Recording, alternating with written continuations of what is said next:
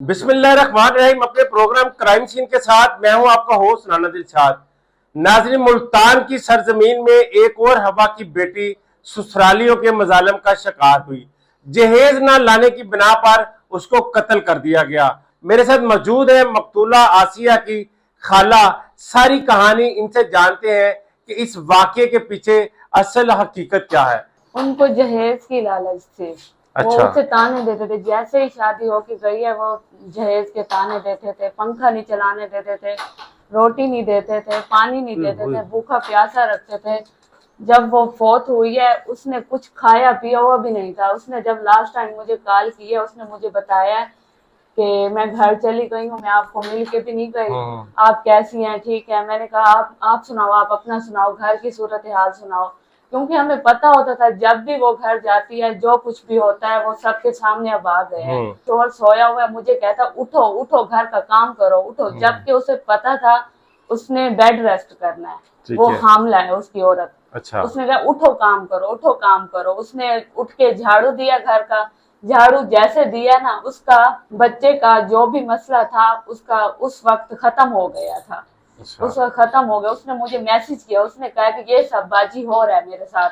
मैंने कहा अपने शोहर को बताओ। जैसे ही मैंने उसका मैसेज देखा है कि इन्होंने रिसीव कर लिया, उसके बाद उसकी 5 बजे मुझे कॉल आई। कॉल अच्छा। आने के बाद मेरा कांटेक्ट उससे कोई नहीं हुआ, मेरी बात नहीं हुई। ये आप बात बता रही हैं आखिरी दिन की, जिस दिन वो 6 बजे उसको कत्ल कर दिया गया। 5 बजे उसकी क्या बात हुई? मेरी बात नहीं हुई, भाई की बात है। उसने कहा मेरी मारिया बाजी से बात करो, मेरी मारिया बाजी से बात अच्छा। करो। वो सहमी हुई थी। जब उसके वॉइस नोट आए उसमें भी वो सहमी हुई थी, डरी हुई थी। अच्छा। वो यहाँ से घर जाना ही नहीं चाहती थी। वो कहती थी मैं यहाँ से संडे वाले दिन जाऊंगी। अच्छा। फिर भी वो फ्राइडे जब उसके शोहर को पता था उसने संडे वाले दिन खाना है, उसकी तबीयत खराब है, वो शादी पे जाने के काबिल भी नहीं है। इन्होंने बोला कि जुम्मे वाले दिन वलीमे पे जाना, जबकि जुम्मे वाले दिन थी भी बारात। उनका कहना है कि हम शादी पे गए हुए थे सब। अच्छा। हम तो घर थे भी नहीं। अच्छा। हम घर थे भी नहीं। लड़की ने खुदकुशी की है और ब्लेडों से खुद को मारा है। ये नहीं, ये देखिए यहाँ पर झूठ है। जब आपसे वो माफी मांगकर सुलह कर लेकर गए हैं बच्ची को, उस वक्त तो कहा गया था कि जी शादी पर नहीं जाएगी तो हमारी नाक कट जाएगी जी। तो फिर इसको शादी पर क्यों नहीं लेकर? हाँ, इसको शादी पर लेकर क्यों नहीं गए? हाँ। वो घर अकेली किस लिए उसे छोड़ के गए हैं? अगर खुद शादी पे गए हैं तो उसे क्यों नहीं लेकर गए? और अगर शादी पे चले गए तो एक हामला औरत को, लड़की को अकेला क्यों बिठा कर गए हैं? और कहते हैं कि इसने ब्लेडों से खुद को मारा है। उन्हें कैसे पता ब्लेडों से खुद को मारा? ये बाजी सिर्फ कहानी गढ़ी गई है ना कि वो हम सारा दिन शादी पे चले गए थे, ये घर में अकेली थी, हम 10-11 बजे आए तो हमें पता चला।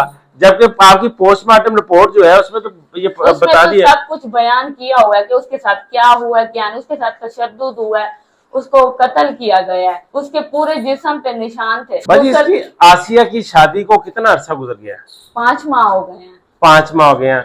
तो ये कितना अरसा खुश इसी तरह रहे और लड़ाई झगड़े कब शुरू हुए? बस 2 हफ्ते ही खुश रहे हैं। अच्छा। बिल्कुल शोहर उसके साथ ठीक रहा है। अच्छा। अब इन दिनों में तो उसका शोहर कहता था अपनी अम्मी के घर हर वक्त ना जाया करो, ना अच्छा। जाया करो, ना जाया। क्यों जाती हो, क्यों अच्छा। जाती हो अपनी अम्मी के घर? जब उस लड़की ने कहा तो मुझे मेरा शोहर लेने आएगा, उसका देवर और उसकी नंद क्यों लेने आया उसे? उनका क्या प्लान था? उसके देवर का था क्या प्लान? वो शुरू से अपने देवर से डरती थी, सहमी हुई थी। उसकी जैसे ही कॉल आती थी घबरा जाती थी। उसका अच्छा। देवर उसे किस चीज की धमकी देता था, किस चीज का डर देता था? देवर से बाजी किस चीज का डर था? एंड पे लेने वो क्यों आया था? वो लेने क्यों आया था? सास आती, शोहर आता, उनका हक था। जबकि वो लड़ाई झगड़े से आई भी थी या नहीं भी आई थी, शोहर के साथ उसकी शादी हुई थी ना, उसके देवर से तो उसकी शादी नहीं हुई थी ना। देवर का हक अपनी माँ तक है, अपनी बहनों तक है, बीवी उसकी बीवी के साथ तो नहीं है ना उसका हक ना। देवर कहता था तुम अपने मायके जब जाओगी ना, सुलह से जाओगी तो ठीक है, अगर सुलह से नहीं जाओगी मैं तुम्हारी टांगे तोड़ दूंगा। इस वक्त तो लड़ाई झगड़े के साथ आई थी, लड़ाई झगड़े के साथ आई थी। उस देवर ने अपनी बात सच कर दिया, टांगे तोड़ देता। उसे कत्ल क्यों किया है?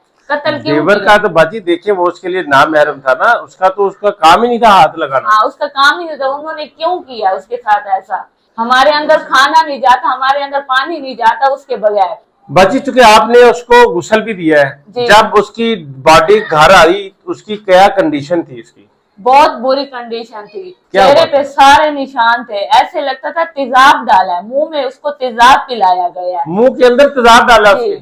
चेहरा सारा जला हुआ था, पाँव अच्छा। सारे जले हुए थे, उंगलियां ऐसे टेढ़ी हो गई अच्छा। थी जैसे तोड़ दी हो, नेल सारे वाइट हो गए थे, अच्छा। उसके काले हो गए थे। यहाँ पे सारे निशान थे जैसे सुराख किया हो। सुराख ही हुए थे? हाँ जी, यहाँ पे सारे पेट पे निशान थे, टांगों पे निशान थे, उसके पाँव पे निशान थे। अगर उनको हमारी लड़की नहीं थी पसंद, वो यहाँ से ले भी ना जाते। जब उनको पता है कि वो नाराज होके आई हुई है, नाराज होने की क्या वजह है, नाराज होने की वजह क्या है? उसके आगे से खाना उसकी सास उठा लेती थी, शोहर ने 2 बार मुंह पे तकिया रखा था। बाजी ये सारी चीजें आपने बताई कि इतना तशद्दुद, इतना वो किया, कोई ऐसी चीज कि आप का ये इल्जाम जो लगा रही हैं आप लोग कि वो सच साबित हो, क्या चीज आपने देखी कि इसको उसकी सास ने कत्ल किया है, इसको उसकी नंद ने कत्ल किया है? क्या कोई ऐसी चीज आपके सामने आई है, किसी ने को बताया? उसके हाथ में बाल थे, औरत के बाल थे। अच्छा। जैसे उसने नोचा हो। अच्छा। इतना जुल्म किया उसने, अब खुद को बचाने के लिए उसके हाथ में बाल आए थे। अच्छा। उसके नाखून देखने वाले नहीं थे। हाँ। उसके नाखून बिल्कुल भी देखने वाले नहीं थे। अच्छा। उसका पूरा जिस्म देखने वाला नहीं था। आपके सूबे की इस वक्त जो वजीर आला है वो एक खातून है, आप उनसे क्या मुतालबा करती हैं? हमें बस इंसाफ चाहिए, हमारी बच्ची के लिए हमें इंसाफ चाहिए। नाज़रीन, बहुत बदतरीन मिसाल, मैं चूंकि क्राइम स्टोरीज ही कवर करता हूँ, यकीन जानिए कि इतना बड़ा जुल्म मैंने कभी कहीं नहीं देखा कि एक छोटी सी मासूम सी बच्ची को, जो 4 माह की हामला भी थी, चंद माह पहले उसकी शादी होती है, उसको ढिल्लों के साथ सुराख किए जाते हैं, उसके जिस्म को काटा जाता है।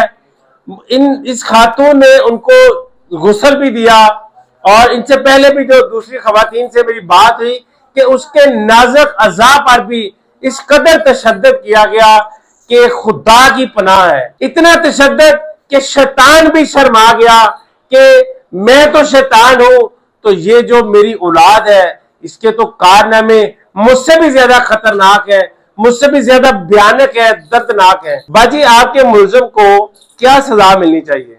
उनको फांसी लगनी चाहिए। फिर आपको सुकून आ जाएगा? सुकून आएगा हमें। हमारी बेटी तो वापस नहीं आएगी ना, लेकिन हमें सुकून आ जाएगा। इस तरह की मौत अल्लाह किसी को ना दे, अल्लाह किसी को भी ना दे। हम इसी तरह चीखते हैं, चलाते हैं, रात को नींद नहीं आती, सुकून नहीं आती। हमें सुकून आएगा, हमें सुकून उस दिन आएगा जिस दिन आसिया के कातिलों को सरेआम सजाए मौत दी जाएगी, फिर शायद हमें कोई सुकून आए।